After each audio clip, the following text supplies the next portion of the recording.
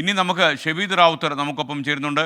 MV. Govindan മാസ്റ്ററുടെ പ്രസ്താവന വന്നത് നിങ്ങൾ ശ്രദ്ധിച്ചിട്ടുണ്ടാവും. മുഖ്യമന്ത്രിയുടെ ദുരിതാശ്വാസ നിധിയിലേക്ക് എല്ലാവരും സംഭാവന ചെയ്യണമെന്നാണ് അദ്ദേഹം പറഞ്ഞിരിക്കുന്നത്. പാർട്ടി ഘടകങ്ങളോടും സംഭാവന ചെയ്യാൻ പറഞ്ഞിട്ടുണ്ട്. 10-11 തീയതികളിൽ ഫണ്ട് ശേഖരണത്തിൻ്റെ പ്രാധാന്യം മനസ്സിലാക്കാൻ ക്യാമ്പയിനും സംഘടിപ്പിക്കുമെന്നാണ് അദ്ദേഹം പറഞ്ഞിരിക്കുന്നത്. അതുപോലെ ദുരിതാശ്വാസ നിധിക്കെതിരെ ചില പ്രതികരണങ്ങൾ വന്നതിനെതിരെ പ്രതികരിക്കാനൊന്നും താനില്ല എന്ന് ഗോവിന്ദൻ മാസ്റ്റർ പറഞ്ഞു. ഇനി ഷെബീദ് റാവുത്തർ ചേരുകയാണ്. ഷെബീദ്, പറയൂ. വ്യാപകമായ ഒരു തെരച്ചിൽ നടക്കുകയായിരുന്നു. അതിൽ ഏറ്റവും പ്രധാനപ്പെട്ട കാര്യം കഴിഞ്ഞ ദിവസം നമ്മൾ കണ്ടതാണ്. ഈ റഡാർ പരിശോധനയിലടക്കം ചില സാന്നിധ്യങ്ങൾ ഉണ്ടെന്ന് സംശയിച്ച സ്ഥലമാണ് ഈ മുണ്ടക്കൈ. ഈ മുണ്ടക്കൈയിൽ ഇപ്പോൾ ഈ പള്ളി കേന്ദ്രീകരിച്ചുകൊണ്ട് ചില പരിശോധനകൾ നടന്നു. ഇപ്പോൾ നമുക്ക് ദൃശ്യങ്ങളിൽ ആർമി ഉദ്യോഗസ്ഥരെ അടക്കം കാണാം. അവരൊക്കെ ഈ പുഞ്ചിരിമട്ടത്തെ പരിശോധനകളും തെരച്ചിലും ഒക്കെ അവസാനിപ്പിച്ച് താഴേക്ക് ഇറങ്ങുകയാണ്. കാരണം മുകളിൽ കുറച്ച് മഴയുണ്ട്.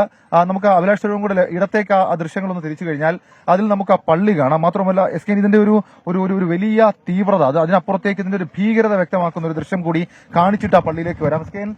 കാണുന്ന ഒരു കല്ല് കഷ്ണം, അത് നമ്മൾ ഇപ്പോൾ ഇങ്ങനെ കാണുമ്പോൾ, പക്ഷെ ദൃശ്യത്തിൽ കാണുമ്പോൾ എത്രത്തോളം പ്രകടമാണെന്ന് എനിക്ക് അറിയില്ല. പക്ഷേ നമ്മൾ നേരിട്ട് കാണുമ്പോൾ ഒരു കൂറ്റൻ കല്ലാണ്. ഈ കൂറ്റൻ കല്ലാണ് മുണ്ടക്കൈ എന്ന് പറയപ്പെടുന്ന ആ സ്ഥലത്ത്, അതായത് മുണ്ടക്കൈ എന്ന് പറയപ്പെടുന്ന നമ്മളിപ്പോൾ നിൽക്കുന്ന ഒരു ജംഗ്ഷൻ, ആ ജംഗ്ഷനായിരുന്നു ഈ പുഞ്ചിരിമറ്റം അടക്കമുള്ള ആളുകൾക്ക് വലിയ ആശ്രയമായി മാറിയത്. ആ ജംഗ്ഷനിൽ, അതായത് ഈ ജംഗ്ഷനിലേക്ക് വന്നു പതിച്ച ഒരു കല്ലാണിത്. ഈ കല്ല് ഈ മേഖലയാകെ തകർത്തു എന്നുള്ളത് പറയുന്നുണ്ട്. ഇതിന് തൊട്ട് താഴെ നമുക്ക് ഡ്രെയിനേജിൽ നിന്നൊക്കെ മൃതദേഹങ്ങൾ കിട്ടുന്ന അവസ്ഥയുണ്ട്. ഇവിടെ നിന്ന് നേരത്തെ ഒരു അഴുകിയ മൃതദേഹം കിട്ടി. അത്രയും ദുഃഖകരമായ ചില കാര്യങ്ങൾ ഇവിടെ നടന്നിരുന്നു. ഇപ്പോൾ നമുക്ക് ഈ ദൃശ്യങ്ങളിൽ കാണാൻ സാധിക്കുന്നത് ഒരു കാറാണ്. അപ്പോൾ ആ കാറിൽ നമുക്ക് ഇപ്പോൾ ഈ ആർമി ഉദ്യോഗസ്ഥർ ഇവിടെ നിന്ന് ഇവരുടെ ഇന്നത്തെ തെരച്ചിൽ അവസാനിപ്പിച്ച് താഴേക്ക് മടങ്ങുകയാണ്. ഇന്നും വൈകുന്നേരമാകുന്നതോടുകൂടി അക്കാര്യത്തിൽ സാഹചര്യങ്ങൾ മോശമാവുകയാണ്. കാരണം മുകളിൽ, അതായത് പുഞ്ചിരിമറ്റം ഭാഗത്ത് വലിയ മഴയുണ്ട്. അതടക്കമുള്ള കാര്യങ്ങളുടെ പശ്ചാത്തലത്തിലാണ് അവരിപ്പോൾ ഇവിടെ നിന്ന് പോകുന്നത്. സാധ്യമായിട്ടുള്ള എല്ലാ വഴികളിലും ഇന്നും തെരച്ചിൽ നടന്നു. പക്ഷേ ഇന്ന് ഈ രണ്ട് ഭാഗത്ത് നിന്ന്, മുണ്ടക്കൈ, മേലെ മുണ്ടക്കൈ, അതേപോലെ തന്നെ പുഞ്ചിരിമറ്റം തുടങ്ങിയ ഭാഗത്ത് നിന്ന് ഏതെങ്കിലും തരത്തിൽ മറ്റൊന്നും കണ്ടെത്താനായിട്ടില്ല. നേരത്തെ ഈ പുഞ്ചിരിമറ്റത്തെ കുളം കേന്ദ്രീകരിച്ചൊക്കെ തെരച്ചിൽ നടത്തിയെങ്കിലും അവിടെ നിന്നും ഒന്നും കണ്ടെത്താനായില്ല എന്നുള്ളതാണ് നമുക്ക് പങ്കുവെക്കാനുള്ള വിവരം. അതിന് നമുക്ക് ഈ പള്ളിയുടെ കാര്യം ഒന്ന് നോക്കിക്കഴിഞ്ഞാൽ, അതായത് അതിൽ ഏറ്റവും പ്രധാനപ്പെട്ട കാര്യം ഇതിന്റെ ഒരു ഭീകരതയാണ്. അതിൽ ഏറ്റവും പ്രധാനപ്പെട്ട കാര്യം, നമുക്ക് ഇപ്പോൾ ഇവരിങ്ങനെ നടന്നു പോകുമ്പോഴേക്കും നമുക്ക് ആ ദൃശ്യങ്ങളിൽ കാണാൻ സാധിക്കും. ഇവരൊക്കെ എടുക്കുന്ന ഒരു എഫേർട്ട് ഉണ്ട് ഈ മേഖലയിൽ. അത് വലിയ എഫേർട്ടായി മാറുന്നുണ്ട്. അതിനുമപ്പുറത്തേക്ക് നമുക്ക് ഇതായിരുന്നു മുണ്ടക്കൈ മസ്ജിദ് എന്ന് പറയപ്പെടുന്ന സ്ഥലം. ഈ മസ്ജിദ് അപ്പാടെ തകർന്നു. അതിന്റെ ഫ്രണ്ടിലും അതേപോലെ തന്നെ സൈഡിലും ഉണ്ടായിരുന്ന ഭാഗങ്ങളൊക്കെ ഈ ഉരുൾപൊട്ടലിൽ തകർന്ന് താഴേക്ക് പോയി.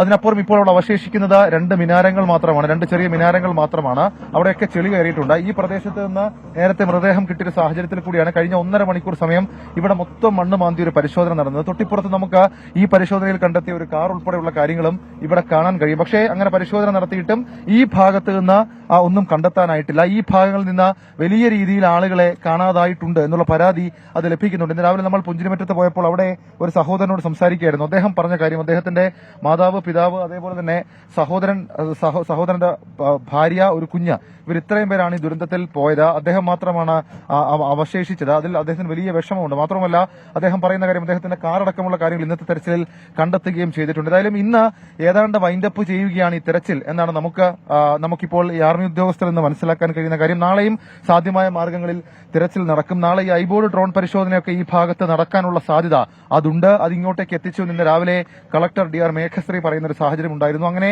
ശാസ്ത്രീയമായ പരിശോധനകൾ കൂടി ഇതുമായി ബന്ധപ്പെട്ട് നടത്തണം. എന്നാൽ മാത്രമേ പൂർണ്ണാർത്ഥത്തിൽ എവിടെയെങ്കിലും ആരെങ്കിലും ഉണ്ടോ, ആരെങ്കിലും കുടുങ്ങിക്കിടപ്പുണ്ടോ എന്നതടക്കമുള്ള കാര്യങ്ങളിൽ ഒരു വ്യക്തത ഉണ്ടാവുകയുള്ളൂ. ഏതായാലും ഈ ഒരൊറ്റ പാറക്കല്ലാണ് ഈ മേഖലയെ അപ്പാടെ തകർത്തത്.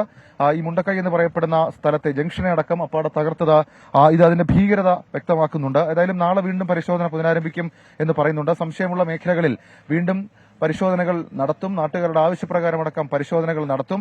ഈ പ്രദേശത്ത് ഇന്ന് ഏതാണ്ട് 10-16ഓളം JCB ഉപയോഗിച്ചുകൊണ്ടാണ് രണ്ട് ഭാഗങ്ങളിൽ പരിശോധന നടത്തിയത്.